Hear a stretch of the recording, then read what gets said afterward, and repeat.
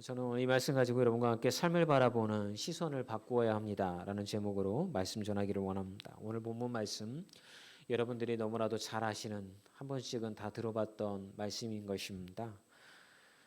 어느 날 포도원 주인이 포도원에 일꾼이 필요한 것인지 아침 일찍 나가서 인력사무소를 거쳤는지 일꾼을 데려옵니다. 그리고 나서 오늘 본문에는 6시, 9시, 11시 이렇게 기록이 되어져 있는데 이걸 지금 우리가 살아가는 시간의 시간대로 이렇게 좀 치환을 해보면 아침 9시, 정오 12시, 오후 3시, 오후 5시 이렇게 포도원 주인이 장터에 나가서 일꾼들을 포도원으로 데려왔던 것이죠. 그런데 한 가지 특이한 사항은 이 포도원 주인이요. 내가 너한테 얼마 주겠다라고 이야기한 것은 아침 일찍 나가서 데려온 일꾼들한테만 한 데나리온을 주겠다라고 이야기를 했습니다. 데나리온은 그 당시 로마 제국의 화폐였죠. 그리고 이 한 데나리온은 그 당시 일꾼의 하루치 품삯이었습니다. 또 신학자들이 얘기하기를 하루 3끼를 먹을 수 있는 돈이 한 데나리온이었다라고 그렇게 얘기를 하더라고요. 어쨌든 이제 그 정도의 임금을 주기로 하고 이제 사람을 데리고 왔던 거죠.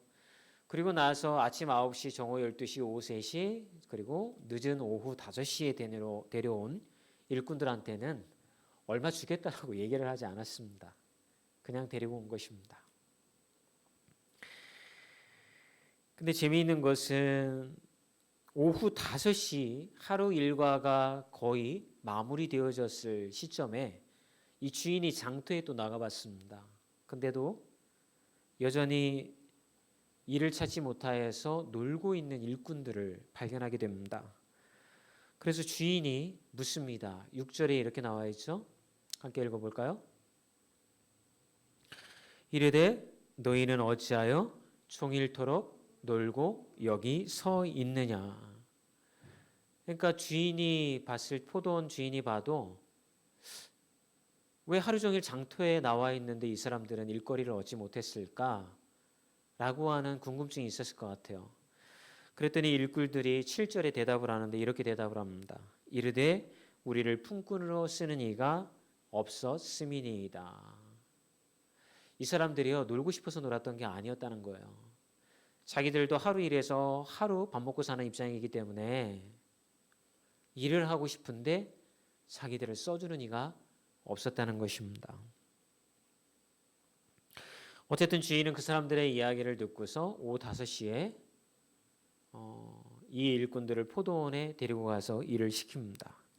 그리고 일은 6시 정도에 마쳐지게 됩니다.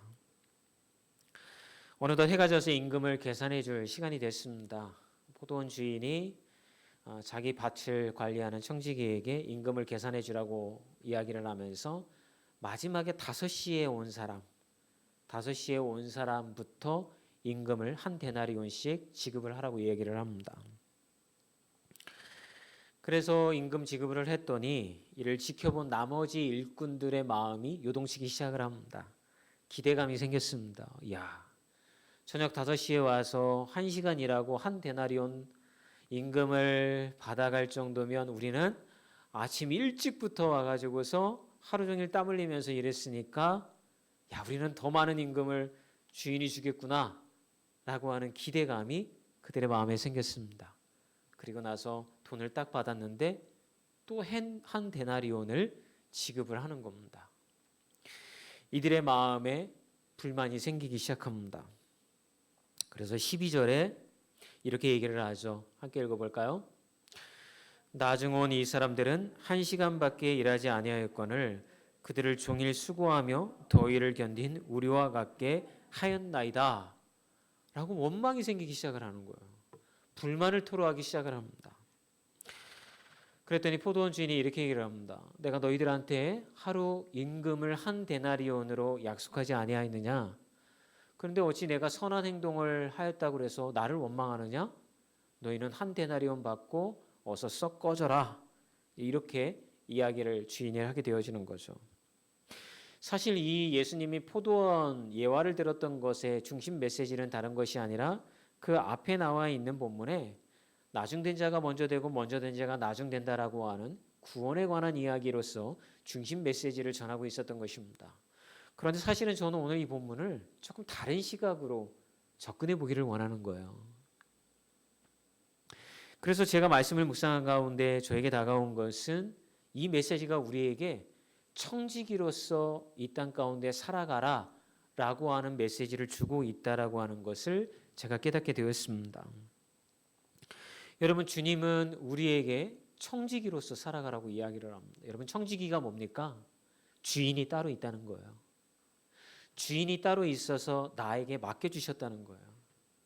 맡겨주셨기 때문에 나는 주인의 의도를 잘 읽어서 주인이 원하시는 대로 그거를 잘 관리하고 주인께 드리는 것, 이게 바로 청지기의 삶이라고 하는 것입니다. 그래서 사실은 오늘 저는 이 말씀을 가지고 그럼 주님이 우리를 청지기로서 세워주셨을 텐데 오늘 포도원 주인의 모습들을 통해서 이 땅 가운데 청지기로서 살아가는 자의 모습은 어떠해야 하는가, 두 가지 은혜를 여러분들과 은혜를 나눴으면 좋겠습니다. 첫 번째는요, 하나님이 우리에게 청지기 직분으로서 주셨을 때에 청지기가 해야 할 일은 사람 살리는 것에 관심을 두는 것이 청지기의 삶이라고 하는 것입니다. 여러분, 본문에서 벌어진 사건을 돈에 대한 경제적인 측면의 시각으로 접근을 해보면 주인의 한 이 포도원 주인의 행동은 사실은 공평하지 않습니다. 여러분, 일찍 와서 일한 사람이 더 많은 돈을 받아야죠. 그게 맞는 얘기 아니에요. 나중에 늦게 와가지고 1시간 일하고 다른 일찍 와서 일한 사람들하고 똑같은 임금을 받아가면 누가 그 농장에 와서 일을 하겠습니까? 돈의 시각으로 사람을 바라보게 되면 당연히 오래 일한 사람이 더 많은 돈을 받아가는 것이 당연한 것입니다. 그런데 포도원 주인은 이 포도원을 경영하는 것에 목적이 있지 않았던 것 같아요. 만약에 포도원 주인이요, 이 포도원을 잘 가꿔가지고요, 더 많은 소출을 얻고 장사를 하고 뭐 이런 것에 목적이 있었다고 한다면 오히려 포도원 주인은 아침 일찍 나온 일꾼들로서 그 하루의 일꾼들의 수를 다 채웠을 거예요. 그런데 그렇지 않고요. 일 씻고 나서 아침 9시에 또 장터에 나가서 누구 없나 있으니까 데려다가 쓰고, 정오 12시에 나가서 또 누구 없나 또 쓰고, 3시에 그러고, 그리고 오후 5시에 나가서 가보니까 또 있으니까 도대체 니네들은 일 안 하고 여기 왜 나와 있느냐? 아무도 우리를 고용해 주지 않아요. 그래? 그럼 우리 농장에 가자. 가서 1시간 일 시키고 하루에 품삯을 줍니다. 이런 모습을 보면 포도원 농장의 마음의 중심은요, 포도원을 잘 어떻게 뭐 좀 하겠다, 이익을 남겨야다 그런 것이 아니라 이 사람들, 일을 얻지 못하고 살아가고 있는 사람들을 돌보는 것에 그의 마음의 목적이 있다라고 하는 것을 우리가 발견하게 되어집니다. 하루 종일 장터를 기웃거렸지만 일이 없어서 하루 일당을 벌지 못하는 사람들, 그들에게 포도원 주인은 눈길을 줍니다. 여러분, 그 사람들은 어떤 사람들이었을까요? 우리가 조금만 상상을 해보면, 저도 이제 20대 청년의 나이 때 이제 노가대를 일명 노가대라고 하죠. 이제 그 일을 이렇게 용돈 벌려고 이제 나간 적이 있었어요. 토요일 날 같은 경우에, 또 방학 때에는 그 전단지 붙이는, 이렇게 광고 전단지 붙이는 아르바이트, 이제 그거 하면 한 달에 4번 나가서 일하면 저한테 한 4만 원 정도 그때 떨어졌던 것 같아요. 그리고 하루 일하러 노가대 나가면 그때 3만 원을 주더라고요. 3만 원을. 그것도 직업소개서에서 10% 떼갑니다. 3천 원 떼가면 저의 수중에 떨어지는 게 이제 2만 7천 원이 이제 떨어지는 거였어요. 근데 이제 대학생 20대의 나이에 뭐 인력사무소에 가서 앉아 있는데 누가 저를 써 주시나요?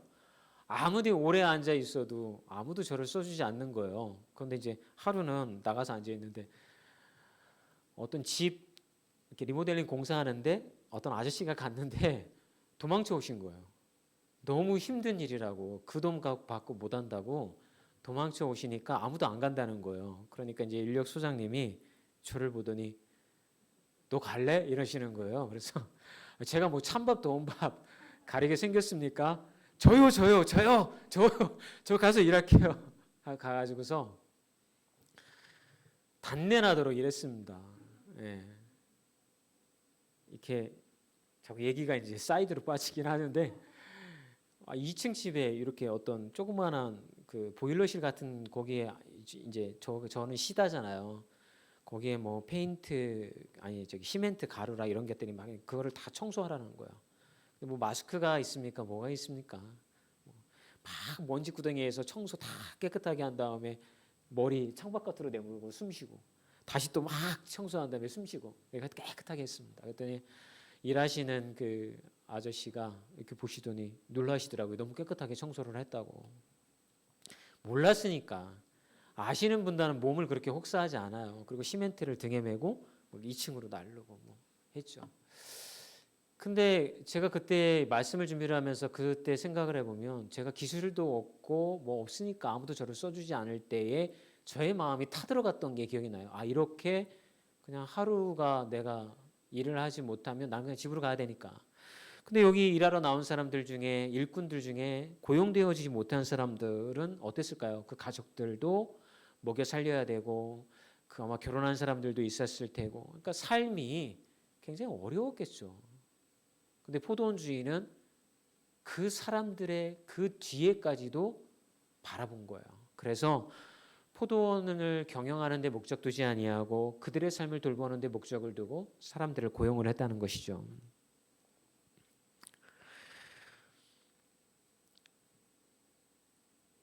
포도원 주인은 이 포도원을요 다른 사람 살리는 일의 통로로 사용을 한 것입니다. 더불어 살아가는 것에 하나님이 주신 축복을 사용했던 것이죠. 여러분 우리는 어떤가요? 우리는 포도원 농장 주인도 아니고 부자도 아니잖아요. 여기 앉아 계시면 다 우리 저를 포함해서. 그러나 우리가 어떤 삶의 가치를 가지고서 살아가느냐에 따라서 우리는 세상을 다른 시각으로 바라볼 수 있다는 것입니다. 만약에 하나님이 여러분들을 회사의 정규직 직원으로 세워주시고 일자리를 허락해 주셨다고 돈을 벌 수 있는 일을 주셨다고 한다면 여러분 그 자리가 여러분들의 포도원이 되는 것입니다. 그 포도원을 통하여서 여러분의 가족을 먹여 살릴 수 있을 뿐만이 아니라 아주 작은 권리나 권한이다 하더라도 그것들을 통하여서 하나님은 누군가 여러분 주변에 수혜받고 어려운 사람들을 돕고 살리는 일에 여러분들의 포도원을 사용하기를 주님은 원하신다라고 하는 거예요. 자, 그런데 문제는 뭐냐면 이 포도원에 일하러 온 사람들처럼 그들은 그들의 삶을 일구는 데에만 급급하다는 거예요. 열심히 일을 해서 돈을 벌어서 내 가족을 먹여 살리고 내가 잘 사는 거. 여기에만 눈이 맞춰져 있으면 주님이 우리를 청지기의 삶으로 살아가도록 이끄신다는 것에 마음이 가지지 않는 거예요. 하나님이 우리를 통하여서 다른 누군가를 살리는 것에 관심이 쓰여지지 않는 거예요. 나의 삶을 어떻게 하면 부자가 되고 나의 삶의 부의 대물림을 통하여서 우리 아이들이 좀 더 편한 인생을 살고 이 아이들이 세상에서 성공할 것인가? 나는 어떻게 하면 세상에서 남들에게 돈 빌리지 아니하고 그런 인생으로 살 것인가?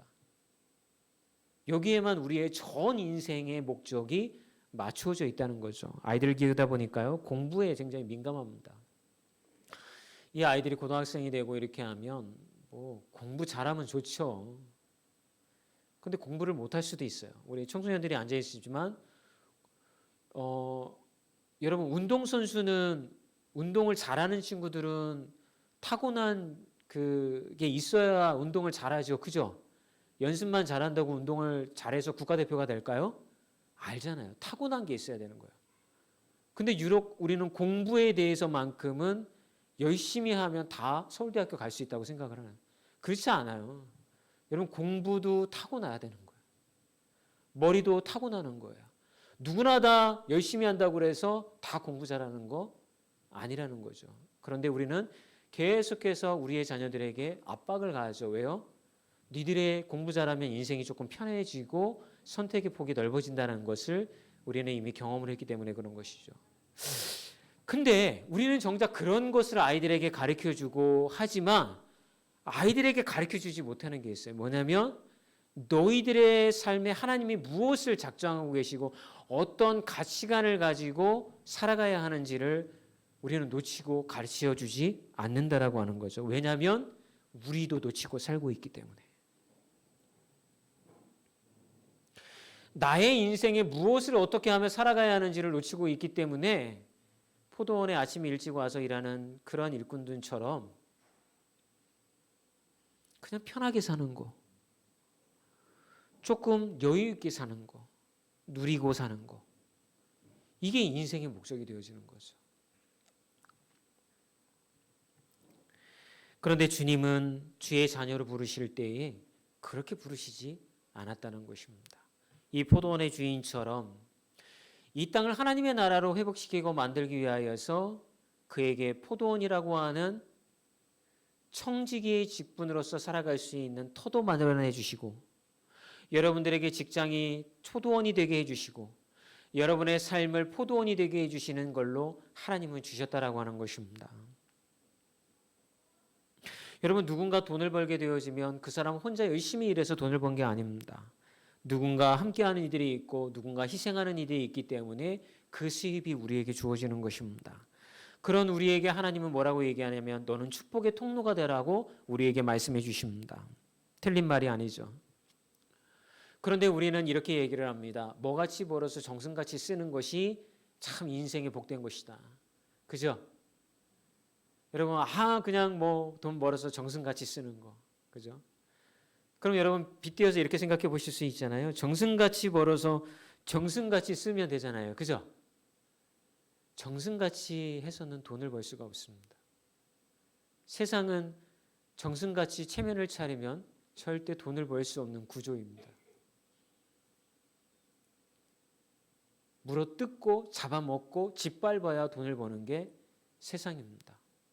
그런 세상 속에서 주님은 우리로 하여금 그런 세상의 가치를 따르지 말고 축복의 통로로서 살아가라고 하는 거죠. 얼마 전에 수해가 났을 때에 신림동에서 이제 사람이 죽었잖아요. 3명이. 이제 옛날 우리 교회에 있었던 건너편 도림선 건너가면 그 신사동 거기서 이제 벌어진 일이잖아요. 여러분, 왜 이런 일이 벌어졌을까요? 지금 사회는 각자 도생하는 사회예요. 자기가 알아서 살아남아야 되는 세상인 거예요. 내가 어떻게 해서든지 살아남기 위해서 발버둥 쳐야 되는 세상이죠. 그런 세상에서 살아남기 위해서 발버둥 치다 보니까 반지하도 들어가게 되어지는 거, 아무도 신경 쓰지 아니하고 그냥 들어가 사는 거예요. 여러분, 반지하가 언제 생겼는지 아시죠? 예전에는 반지하라고 하는 구조가 없었다고 그래요. 근데 그런 게 뭐 전두환 노태우 시절 거쳐가면서 이게 수도권으로 사람들이 먹고 살기 위해서 몰려들다 보니까 주거 환경이 이제 사람 살 곳이 없는 거죠. 그러다 보니까 집을 개조해서 이제 밑으로 들어가기 시작했던 거죠. 옛날에는 집 밑에는 방공호였대요. 전쟁 남은 이렇게 수물하고. 근데 그런 어떤 세상이 점점 되어졌던 간 곳에 하나님은 우리를 그리스도인으로 불러주셨습니다. 그러면 우리는 어떤 세상을 만들어 가야 될까요?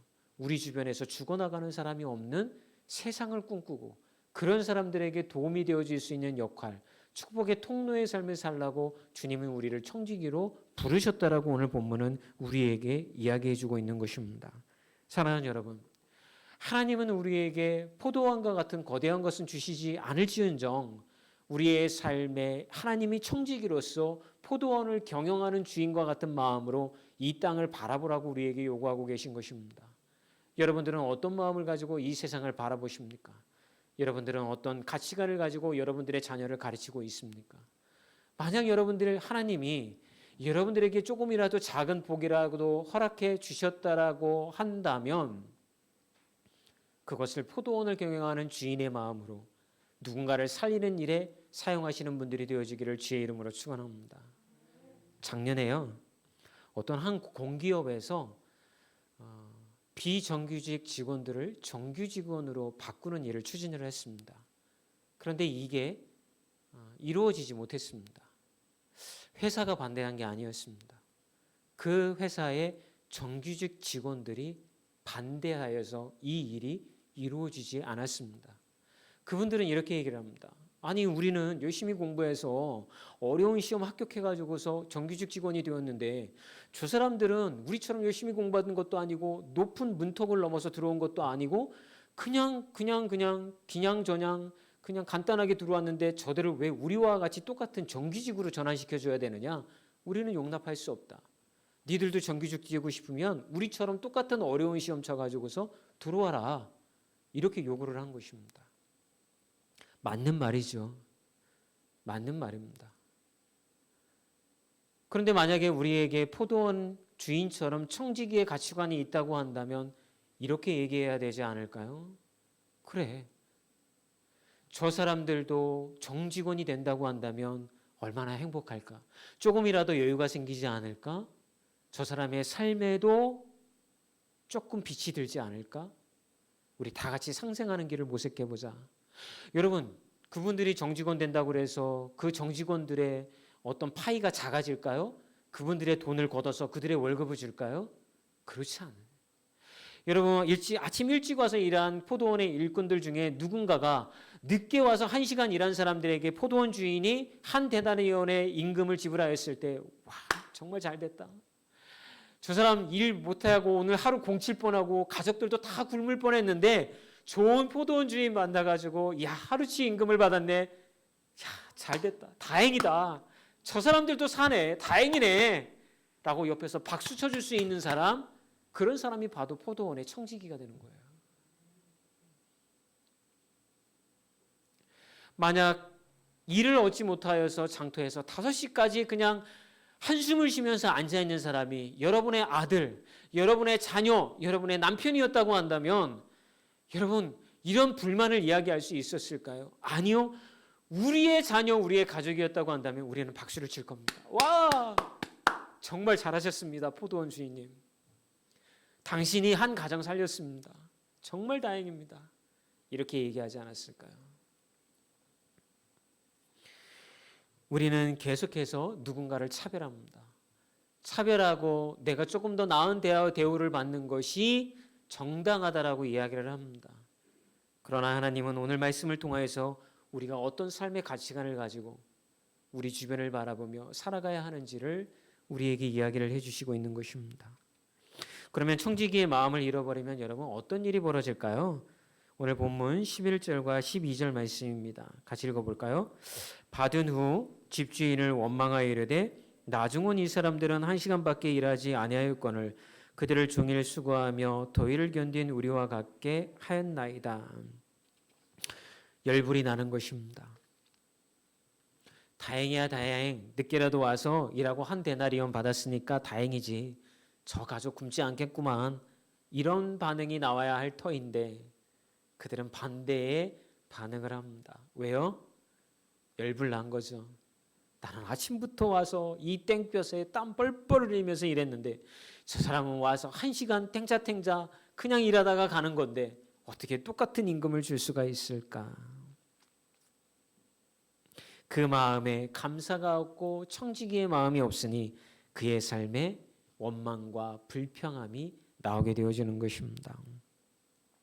여러분, 청지기는요, 궁일의 눈으로 다른 사람을 보게 되어지는 것입니다.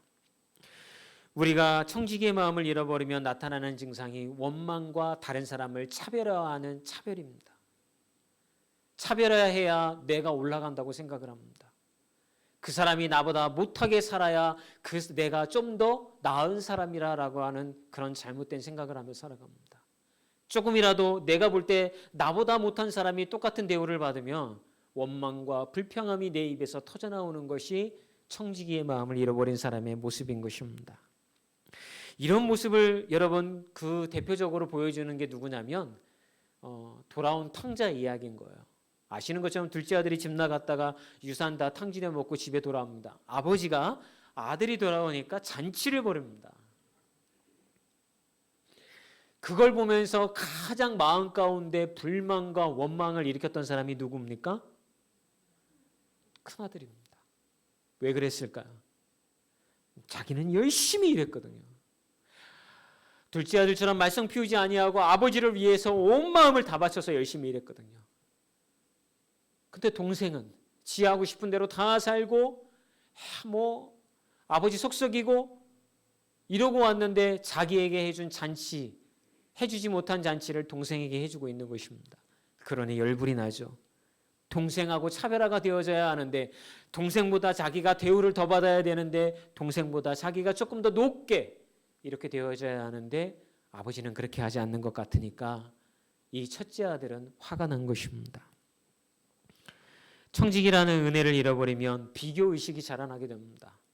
끊임없이 다른 사람과 나를 비교하며 그들보다 올라서려고 합니다. 나보다 못한 사람들은 밑으로 내려보내려고 합니다. 그렇게 해야지만 내 자존감이 살아나고 내 어떤 인생의 가치가 높아진다라고 생각하는 잘못된 길을 걸어갑니다. 오늘 본문은 우리에게 그런 인생 살지 말고 포도원이 여러분의 맡겨진 하나님의 터라고 생각을 하고 여러분의 인생이 바로 하나님께서 맡겨주신 포도원이라고 생각을 하고 누군가를 살리는 그 인생이 되어지기를 주의 이름으로 축원합니다.